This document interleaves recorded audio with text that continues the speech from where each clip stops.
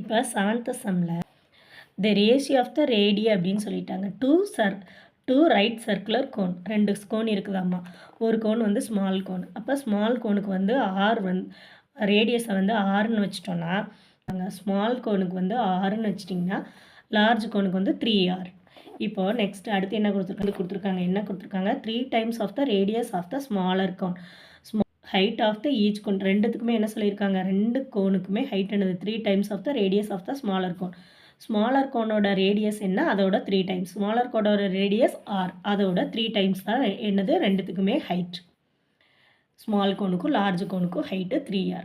இப்போ உங்களுக்கு ஆரும் ஹைட்டும் தெரிஞ்சதுன்னா எதை ஃபைண்ட் அவுட் பண்ணலாம், ஸ்லான் ஹைட்டாக ஃபைண்ட் அவுட் பண்ணலாம். ஏன் ஸ்லான் ஹைட்டாக ஃபைண்ட் அவுட் பண்ண பண்ணணும் அப்படின்னு கேட்டிங்கன்னா, கர்வ்டு சர்ஃபேஸ் ஏரியா தான் கேட்டிருக்கிறாங்க. Ratio of the curved surface area கேட்டிருக்காங்க.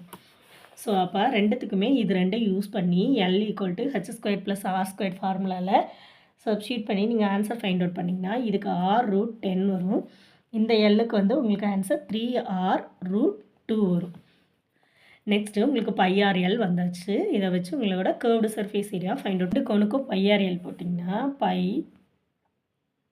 r1r, L1 வந்து r√10. அதே மாதிரி இந்த சைடு r2 வந்து போட்டிங்கன்னா லார்ஜ் கோனுக்கு 3r, L வந்து 3r√2. இப்போ கொஞ்சம் சிம்பிளிஃபை பண்ணிங்கன்னா உங்களுக்கு ஆன்சர் என்ன கிடைக்கும், பை கேன்சல் ஆயிரும், r கேன்சல் ஆயிரும், இங்கே ஒரு r இங்கே ஒரு r கேன்சல் ஆயிரும். ஸோ உங்களோட வேல்யூ என்ன கிடைக்கும் உங்களுக்கு. ஸோ இப்போ √10 வந்து √5 × √2ன்னு எழுதலாம். இங்கே வந்து 3 × 3 9√2. இப்போ √2 கேன்சல் பண்ணிவிட்டு √2 கேன்சல் பண்ணிடலாம். அப்போ √5 = 9. அவ்வளோதான் உங்களோட ஆன்சர். தேங்க்யூ.